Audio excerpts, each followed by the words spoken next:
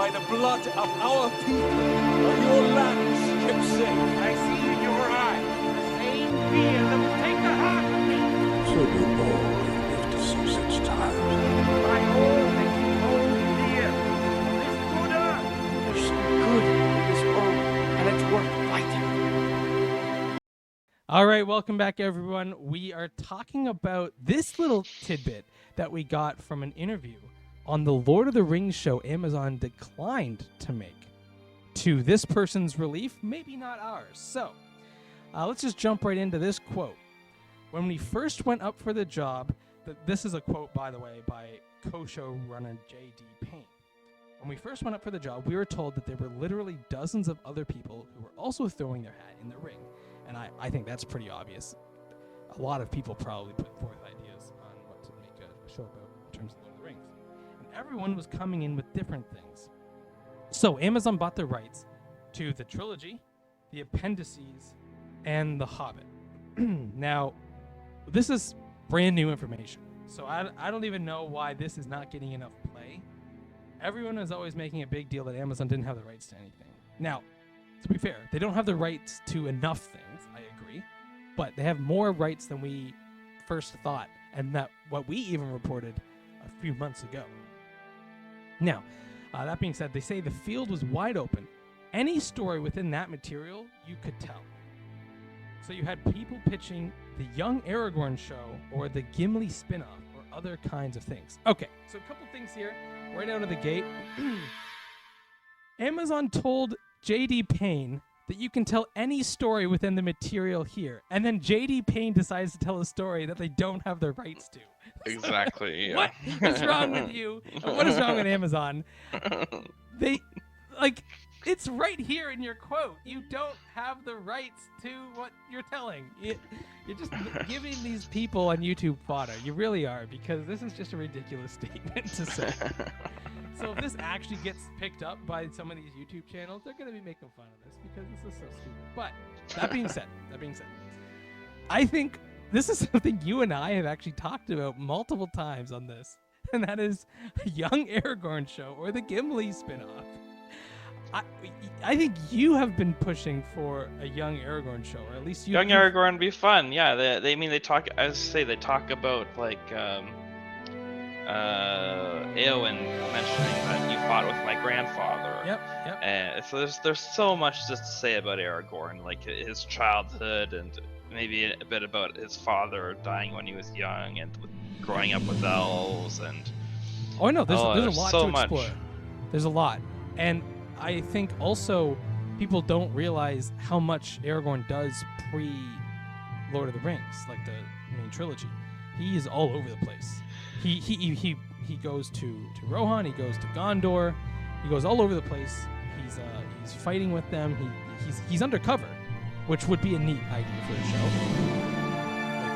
Like, the audience, it would be a lot of good dramatic irony. We know that to be Aragorn, so there wouldn't be any danger for him. But the people he meets along the way, they would be in danger. So he'd be in these battles with them. So that's where you would get these emotional beats. Yeah. I think it would work. I don't think it's a dumb idea. The fact that J.D. is writing it off and then selling a show that he doesn't have the rights to, come on. That's kind of, I don't like it. Now, the Gimli spinoff. I think this is a little bit more my forte. I've always liked the idea Gimli and Legolas and their whole plan to just like roam around seeing all sorts of caves and forests. To me, that's a neat idea. And it allows you to almost serialize. Now, I'm not saying that I love all serialized shows, but it gives you an outlet where you can literally have them be in the Shire for one episode. Then they can go to Rivendell. They can then go to Mirkwood. They can go to Rohan. They can go anywhere, and it's just these little tiny adventures. It's not epic. I'm not trying to make it epic. I'm just saying I think it would be a neat. It would be a fun and kind of smaller way to try to start building the Lord of the Rings up as a show for Amazon or something, because going in with what they're doing, huge risk. If this thing bombs, like we might see similar to what happened with Game of Thrones, and that people just are not interested. Like it took them so long to get one show. There were supposed to be like 3 or 4 spin-off Game of Thrones shows. Only one made it through. The rest all didn't make it because people were just so worried that it was such a big risk to do a Game of Thrones show after such a bad ending to the original show. So if this Lord of the Rings show doesn't do well, now maybe for the best, but then we might not get another Lord of the Rings product for a while. And Yeah. you know, I know there's a lot of people that are like, maybe that's for the best, but I think deep down, I mean, there's a reason that you keep going to see these Marvel shows. You keep going to watch Star Wars. Like you want these things to be good. We all do. And I think a better way to do it is similar to The Mandalorian. You do a small show with smaller stakes, smaller scale, and that you can actually have people rally around that show. Young Aragorn, Gimli and Legolas on adventures, I think is a better way to do it than go all in on this big epic where you're condensing. Or yeah, 2,000 I mean, years. you could do like the Dunedain Ranger and just pick a random Dunedain Ranger there you that go. goes around doing Yep. stuff. You don't even need to screw around with an established character. That's right. That's right. Yeah. Like, and that's the thing is you can tell all sorts of stories. So, like with The Mandalorian, they went with a Western themed adventure style show, and they really do tell all sorts of stories. It's almost serialized. I mean, there's an overarching plot that I think does eventually become the main part of the show, but for a while, it's kind of just like every episode is like, what are we doing this week? Oh, we're gonna go meet up with this town and go fight this bad guy. Like, you know what I mean? Like, it's very anything can happen on any given day for that show. Like, you might crash land on this random planet, have to do something, like whatever. I think something much smaller like that, like you said, some ranger. Heck, it could even be just like But you could do something. I think doing something from the perspective of those humans that came from the south. yeah. Faramir talking about what lies set this guy on his long march from home. That's like, right. Doing something like kind of like the Hannibal and his war elephants coming up to take on. I don't know. Something No, like you're right. that. No, you're right. You're right. You can have like because those. It's similar to what as a society or as a culture that has grown up with some of these products. We're starting to really rally around the idea of, not everyone involved in the building of the Death Star, for example, is evil. And we really like to hear these shows and see these shows where these characters realize that they are on the wrong side and how they handle that. And do they fight back, or do they continue on knowing it's wrong, but they're too scared to act? And that you get these really good characters. I mean, they're not good characters, but it's a interesting character to observe. I think there's a lot there. I think you could do that with. Heck, you could even do it if you're brave enough. You could do it with goblins or orcs even. Yep. And, I think there's a lot of stories there. I'm fine with something like a ranger, or maybe if you want to be a little bit more, with a bit more of a recognizable face, maybe you do some sort of elf ranger, like a group of elves that go out and adventure, or maybe a Rohirrim company of horse riders. Tons of things you could do. Yeah, so I think that this little jab at these ideas, I think it's poorly aimed. People make fun of this, I'm sure, but people would have made fun of The Mandalorian before they saw it. I think to me, I don't think anyone was like, oh yeah, we need a Mandalorian show. Yeah, I know what you mean. Like, literally, you could have just had a random ranger.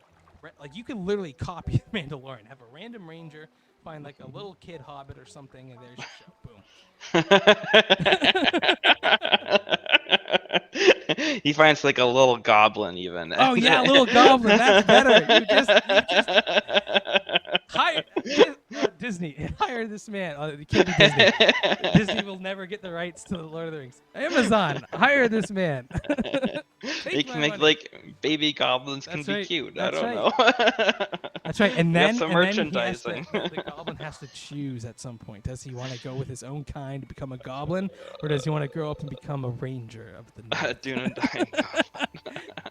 That is a show. Okay, all seriousness though, I like that's the kind of show where who cares if it sucks, right? Because it's so small scale that you can literally still watch Lord of the Rings, have that be canon, and not care because it doesn't matter. It doesn't affect anything. It's just this random nothing character. But if it's good, then like Mandalorian, you start bringing in some legacy characters.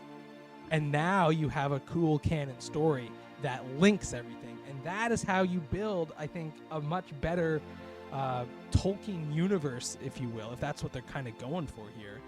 That's how you do that. I don't know why they make fun of that idea. And then they decide they're going to write their own random characters, tell a story that they don't have the rights to, condense it into a decade.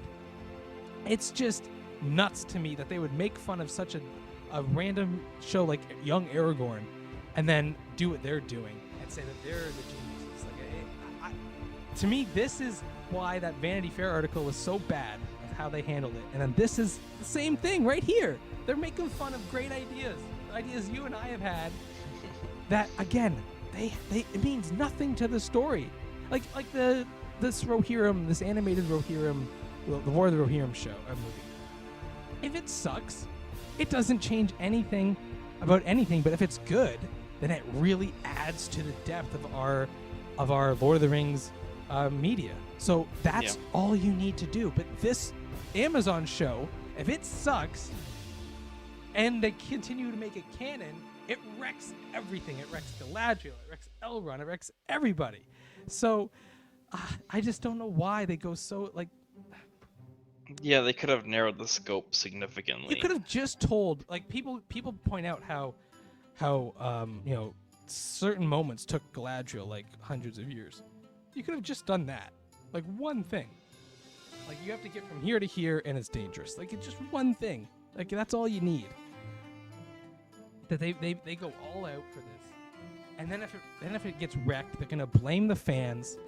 They're gonna call us racist, and like we're being called like paid for shills by people here on YouTube because we don't hate on everything that comes out. But like when this happens, and if it does suck, like you can't just yell at us and other people who just wanted to see good Lord of the Rings. Like we just want to see some fun adventure stuff. Like that's all we're asking for. Like you do not have to be the next original trilogy. You don't. And I think The Mandalorian shows you that. Game of Thrones remains to be seen because they are actually going to do it. That's actually one of my things that I'm weary about. The first episode was pretty decent, but I'm still nervous that they bit off more than they should. So yeah, we're gonna be, watching the show, but at this point, knowing that this is the mindset of these storytellers, and the fact that this happened, that's so strange to me. That this is how this went about in terms of them passing on a lot of shows that were pitched within the confines of what Amazon said, and then they eventually went with two showrunners with very little experience who pitched an idea that made no goddamn sense. I just I am trying to be positive here, but this is ridiculous. Anyway, do you have any more to say to that, or should we? Now you got it. All right, what? All right, guys, let us know in the comments down below. I think we're all in agreement on this one. I don't think we're giving any hate on this one, but let us know. Do you disagree? Do you think that J.D. Payne and Patrick McKay were right to laugh at smaller ideas shows and go for their big show? Remember to like, comment, and subscribe. See you on the next one.